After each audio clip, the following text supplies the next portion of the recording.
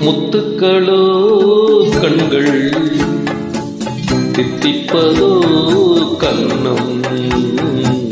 சந்தித்த வேளையில் சிந்திக்கவே இல்லை தந்துவிட்டேன் என்னை முத்துக்களோ கண்கள் தித்திப்பதோ கன்னம் சந்தித்த வேளையில் சிந்திக்கவே